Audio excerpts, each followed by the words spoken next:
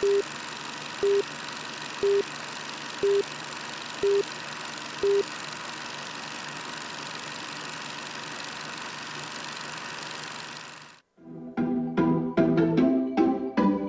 Estate Talk discusses the ins and outs of our local housing industry, sponsored by Keller Williams, Spokane.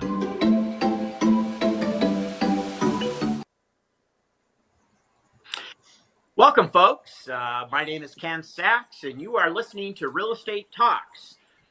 Thank you for joining us today. And we have with us Mr. Tom Clark. Tom, welcome, and tell us about yourself. Thanks, Ken. Ken, I'm a real estate agent in Spokane. I've been a realtor for about 28, 29 years in Spokane, residential primarily, and am currently the 2020 president of the Spokane Association of Realtors. Yes, you are, and you are doing a fantastic job at that, I must say. So we, as you can tell, folks, we are not in studio. We are still under this COVID-19 kind of house arrest that I call it. So, we've had a lot of folks, ask about the market and assume the market is crashing or has crashed and nobody's buying and nobody's selling. So we thought, let's bring Tom on the show and really tell us about the market here in Spokane and what actually is happening. So, Tom, how's the market? Well, the market is crazy, Ken. It's kind of interesting. I think all of us about 3 months ago thought the market was going to go absolutely right into the tank, and we'd probably have absolutely nothing, no redeeming qualities whatsoever for the balance of the year. And the truth is, we had a little bit of a hiccup. We had a few days where we were kind of concerned about whether we were even going to be able to close transactions that were already in the works. And within a few days after the initial shutdown, we were back in business, at least at a slower pace, we'll say. And 2 people maximum on the property. Now it's gone up to 3 people allowed on the property at any given time, so you can actually show a home to a husband and a wife and not show them separately. And appointments are not that hard to do. The market is kind of crazy. The good news is year to date versus last year, we're 1% ahead of the market in closed sales. 1%. However, May last year to this year, we're down 27% just in the month. And so I think that's 99% COVID. It was the month of May was a challenging month for closing transactions because of things that didn't happen in March and April. New construction experienced exactly the same problem. They're down from the month of May last year to month of May this year, over 38%. And so, they're suffering some of the same things. I think the good news is, well, it's kind of good news. Good news if you're a seller, prices are going up. It's a supply and demand game. So we have a shortage of inventory. We'll talk about that a little bit also. But a high demand and a shortage of inventory is causing prices to go up because every house that hits the market that's priced right is going to sell. It's going to sell quick. It's going to sell with multiple offers, and it'll frequently sell over its asking price. And that's driving prices up. Yeah, you bet. And I feel like that's been the theme for a while here now, not just within this pandemic period of time. No. Yeah. So let's see, supply and demand. Are we seeing a lot of people maybe coming in from out of town as well to add to that demand and the upward pressure? Oh, absolutely. Absolutely. Yeah. In the lower price ranges, we're seeing a lot of investor types still. And so if something comes on the market below a couple $100,000, it's not uncommon for some of the bidders to be cash investor types versus owner occupied, going to go get a loan types. And so it's challenging. It's really difficult. We experienced a little bit of a lull during the start of the COVID thing, and if it wasn't for inventory, I don't think we'd have a shortage of sales at all. I think we'd be right up there, bumping last year's numbers and probably exceeding them. To be honest with you, we still are in an incredible economy from the standpoint of more people moving in than moving out. And we need housing, and we need good affordable housing and plentiful housing. And so those are some of the challenges that we face. Average sales price this month went up to $309,303. $309,000. It was 308 last month. So, I Yeah. mean, even with a shortage of inventory and only 500 sales in the entire month, we're up over $300,000. And to have an average price of $309,000 probably gives us a little clue as to why we're seeing a lot of people come in from out of town moving to Spokane. Sure. You know, Right. I came from Southern California, and I think now we're probably average price 650, maybe 700,000, Mm-hmm. and that's for a conservative 2,500 square foot house, conservative, built in 1972. Right. Oh, yeah. So to be We, able to you know, come go to ahead. Spokane, an average price of 309,000, I'll take two. Well, and that's kind of what's happening. In some cases, these people are coming in with a pocket full of cash, and if they don't find, if they find that $400,000 home that's like the almost $1 million home that they sold here, then they've got $200,000 or $300,000 in their pocket. I think, I think I'll buy a rental house too. And so they'll invest. They'll become not only homeowners, but they'll also become investors in the market. And we're seeing that. We're seeing that with the capitalization rates, the return rates on investment properties, duplexes and triplexes and things like that. I look at the prices, and their net income is like $2,800 a month, and they're selling for almost $400,000. That doesn't quite meet with the 10% cap rate that you and I were used to 15 years ago. Right, right. So, I hear a lot of good things. If you're a seller, inventory's down, prices are going up. If I'm a buyer, should I be discouraged and just kind of go in the back corner and wait it out, or are there opportunities? Should I even be looking to buy? Does it make sense? Well, I think it absolutely makes sense, and I think there's no time like the present. To be very honest with you, I don't see this turning around right away. Uh, there's more to the equation than just let's build some more houses, Right. or create some more inventory. We have currently with 501 sales for the month of May, we only have a 1.3 month supply of homes available right now. Just a little over 600 homes on the market. Now that being said, um, if we were selling like we did last year, 687 houses for the month, we'd have less than a month's supply. So I know that if our market was normal, we would have even less inventory supply wise than we have right now. So I think we need to put a little bit of pressure on the building industry, the regulatory bodies on maybe easing some unnecessary burdens on the builders and on the developers. Uh, Growth management has always been, the Growth Management Act that came in years ago. We're stuck with it till 2025 unless the legislators want to do something different and strike a Right. deal. Um, we need some more ground to build on. Higher density sounded like a great idea until COVID hit, and all of a sudden I'm thinking I don't really want the neighbor that close. You know, uh, so so maybe that's an issue now that we some evidence for that issue that wasn't there before. Yeah, that's interesting you said that because I was in an interview probably a week ago with our local newspaper, and they asked me about any trends that I'm seeing. And on the fly, I realized that one of the trends I'm seeing personally, and you just touched on it, are that people are looking to move out of the city and get out in the country and buy acreage. Talking to the reporter, Right. I thought, gosh, maybe this is a COVID thing. Like, I'm done with people. I want to get away. And Sure. I thought of that on the fly as she's asking me the questions. Now, one thing, Tom, when you mentioned 1.3 months of inventory, I always like to explain that to our listeners because we use those terms all the time.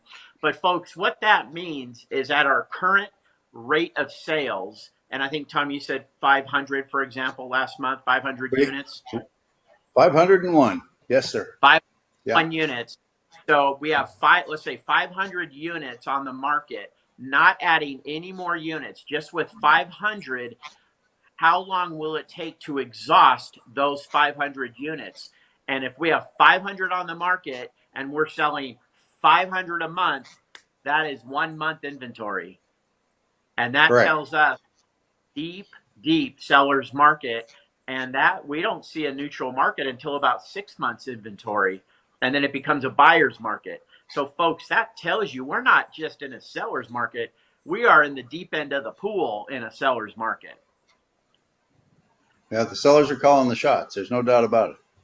They are, but buyers, I don't want you to forget what Tom said. That doesn't mean you should go hide in the corner and hold your breath for a few months. I mean, we could talk about interest rates, we could talk about purchase power and opportunities that buyers have right now. So it's still advantageous if you are thinking about buying to align yourself with someone like Tom and go out and see what you can get. Well, and you're absolutely right, Ken. And if it's not going to get cheaper next month, then we need to capitalize on this month as a buyer and ask ourselves, okay, what can we do? It's a compromise. It's a give and a take type of a situation. I've got a buyer I'm working with right now that's qualified up well above $300,000. He wants to stick himself at about 260, and gee whiz, he's not finding what he wants. Yeah, Right? yeah. So maybe he needs to change his sights a little bit, move those sights up a little bit, so that he can get into a home and take advantage of the appreciation that's going to be coming over the coming months. Because I just don't see it slowing down. That I don't see anything that's going to cause this market to slow down. For 2 years, people have asked me, "What do you think the market's going to do?" And I say, "Well, barring any unforeseen international incident, the market's going to be just fine." And knock knock, here comes COVID. Uh, so, so we're fortunate though. We still have more employment. We have more businesses coming to Spokane than we have going away, and and the community is growing. We've got a kind of a, I think, a perfect storm going right now in Spokane. We just experienced a downtime where we were all stuck at home doing our meetings by Zoom, and all of a sudden, guess what? We discovered we could do a lot of work at home.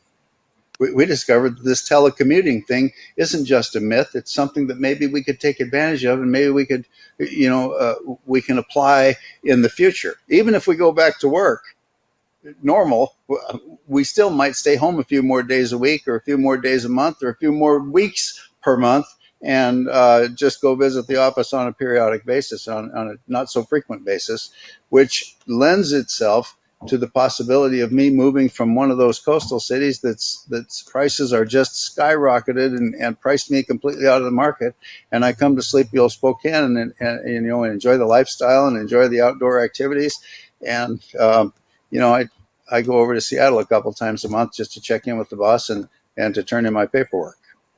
Sure. Plus, I have a little extra cash left over and maybe even an investment property.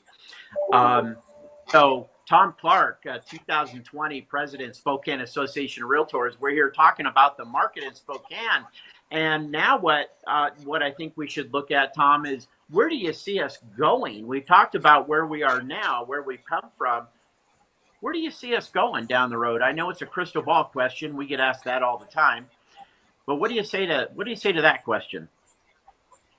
Well, I still think that I don't see things changing negatively. I see nothing but good news on the horizon for us. To be very honest with you, Ken. I Um, agree. for the same reason you're here and I'm here. I came from the west side of the state 35, 40 years ago, and decided that this was a pretty nice, happy medium and contrast to the rainy, gloomy days versus the desert. And so, and not only just the climate type things, but the lifestyle, the fact that a traffic jam in Spokane means you're probably going to go 30 miles an hour on the freeway.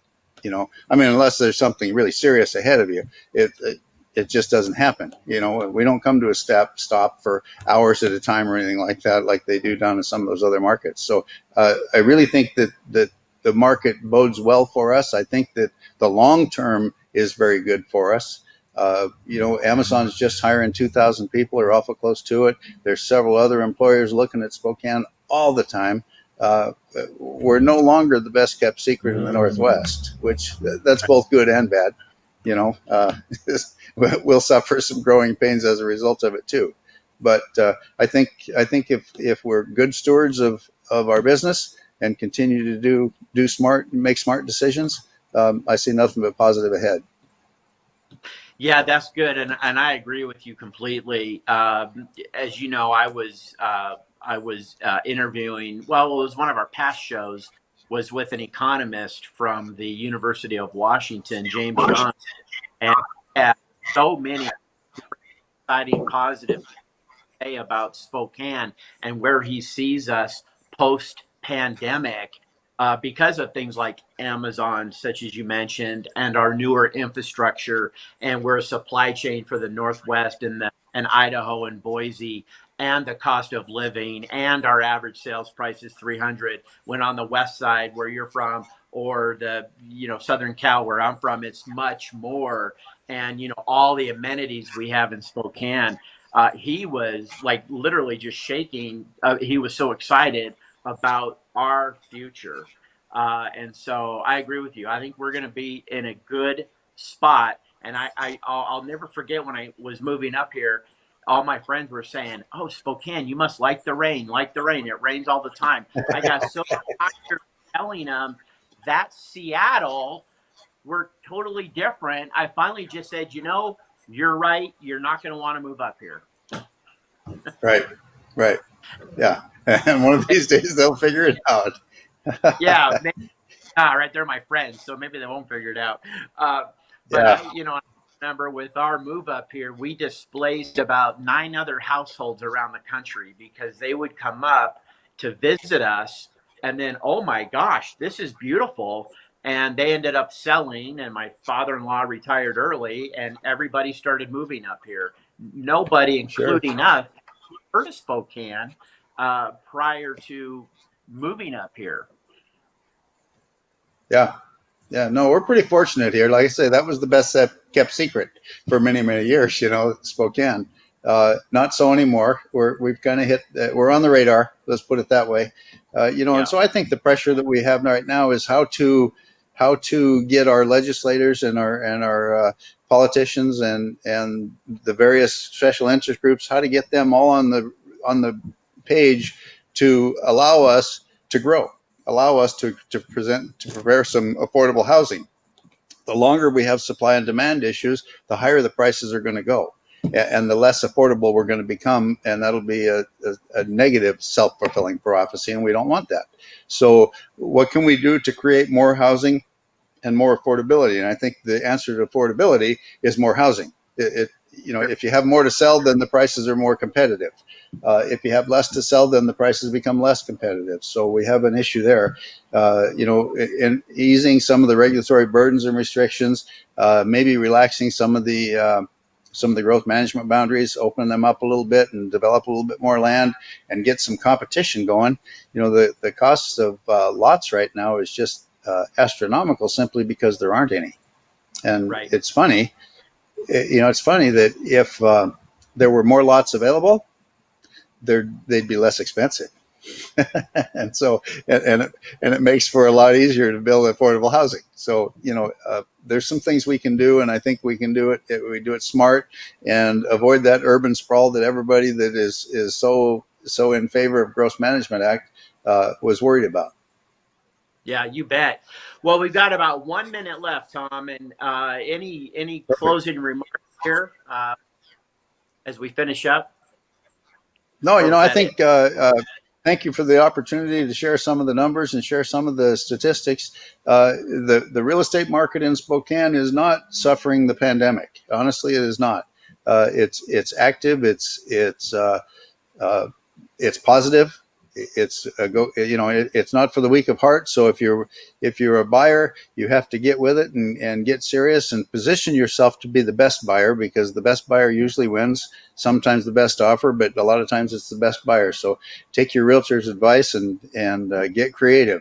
We can buy fixers today too. There's a few fixers out there, and there's a thing called sweat equity, and it's nice to buy something that's less than what it could be and bring it up to what it could be. So thanks, Ken. I appreciate your time.